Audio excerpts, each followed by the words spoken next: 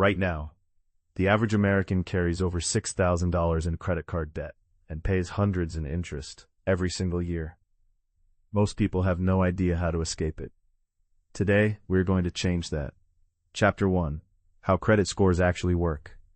Your credit score is a 3-digit number between 300 and 850, and it controls more of your life than you probably realize. It determines the interest rate on your mortgage, your car loan, your credit cards. It can even affect whether you get a job or can rent an apartment. So how is it calculated? The FICO score breaks down into 5 categories. Payment history is the biggest factor, making up 35% of your score. This is simply whether you pay your bills on time. Credit utilization makes up 30%. That is how much of your available credit you are actually using. If you have a $10,000 credit limit and carry $8,000 in debt, your utilization is 80%, and that is crushing your score. Stay below 30%. Length of credit history accounts for 15%, which is why experts advise keeping old accounts open. New credit inquiries make up 10%, and your credit mix, having different account types, makes up the remaining 10%. Here's the critical insight most people miss. Your credit score is not a measure of your worth. It is a measure of predictability. Lenders simply want to know how likely you are to pay them back. Chapter 2. The Debt Trap and Why Most People Never Escape. Here's a number that should stop you cold. If you have $5,000 in credit card debt at the average interest rate of 22%, and you only make minimum payments, you will spend over 15 years paying it off, and pay more than $6,000 in interest alone, more than you originally borrowed. That is the design. Minimum payments are engineered to maximize profit for lenders and minimize your ability to escape. People fall into this trap because income comes once or twice a month, but expenses, rent, food, emergencies happen constantly. When income does not cover a surprise expense, a credit card fills the gap. The balance grows, the interest compounds, and before long you are trapped in a cycle where you are working just to service your debt. Research from Harvard Business School shows that people systematically underestimate the total cost of debt.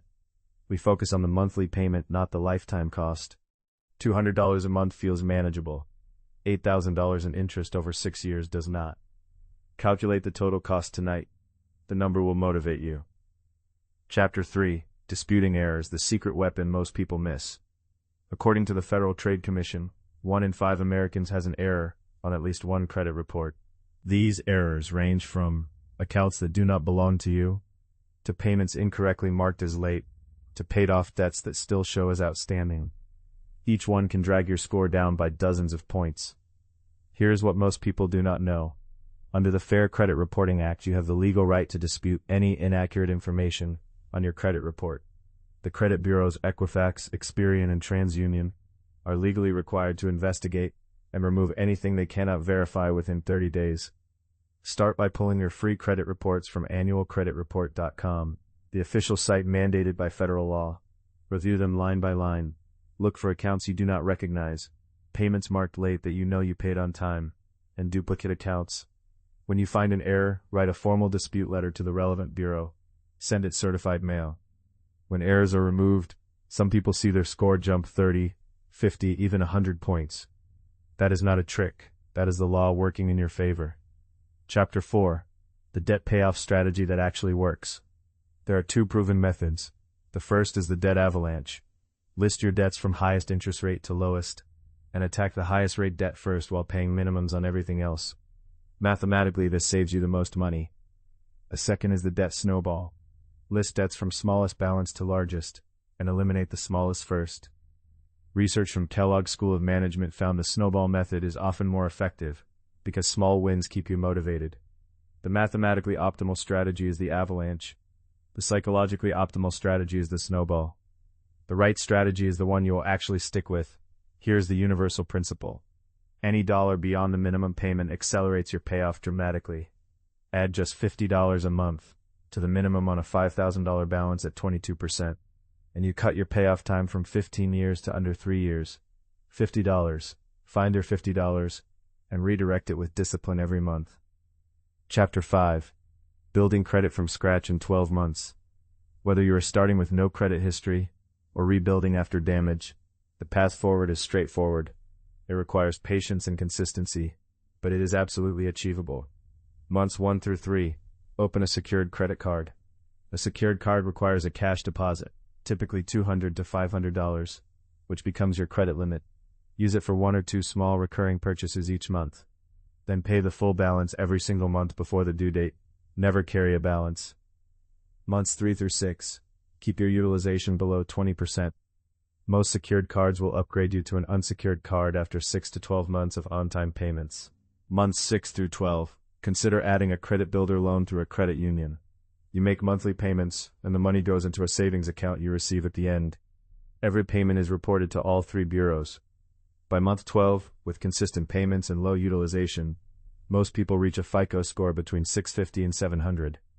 That range qualifies you for competitive rates on auto loans, apartments, and eventually mortgages. Here's what we covered today. Credit scores measure predictability. Payment history and utilization matter most. Debt traps work through compounding interest and minimum payment psychology. 1 in 5 Americans has disputable credit report errors. The avalanche and snowball methods both work. Pick the one you will stick with. And building credit from zero to good takes 12 months with 2 tools and consistent habits. Financial freedom is not a mystery. It is a set of skills nobody taught you in school. That is why this channel exists. If this video helped you, subscribe right now. We publish practical credit and debt strategies every single week. Leave a comment below, tell us your biggest credit challenge. We read every single one and build future videos around your real questions. The path out exists. Take the first step. We will help you take the rest. Here's something most financial advisors don't tell you. Of all 5 FICO factors, credit utilization is the fastest one you can change. While payment history takes years to rebuild, utilization changes the moment your credit card issuer reports your new balance to the bureaus, which happens monthly. That means if you pay down a credit card today, you could see a score improvement within 30 to 60 days. The 30% rule you've heard about is real, but it's actually a ceiling, not a target. The best credit scores in America, the ones in the 800 range, belong to people who keep their utilization below 10%. Not 30. 10. Every major credit card, every month. Here's the math that changes how you think about this. If you have 2 credit cards, one with a $5,000 limit and one with a $3,000 limit, your total available credit is $8,000. If you carry $2,000 across both cards, your overall utilization is 25%. But what matters isn't just the aggregate. Each individual card's utilization is scored separately. A card maxed to 80% hurts you, even if your overall rate looks fine. Spread the balance. Keep each card below 30% of its own limit. There's another factor most people miss entirely. Credit limit increases.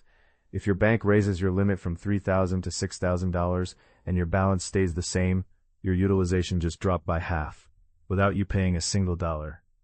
Call your credit card issuers every 6 to 12 months and request a limit increase. The best time to ask is when nothing has changed. Same job, same income, same address. Routine increase requests rarely require a hard inquiry. Now here's the deeper reason this matters beyond the score itself. Lenders don't just see your score, they see your full credit profile. Someone who consistently carries high balances looks like a risk, even if they always pay on time.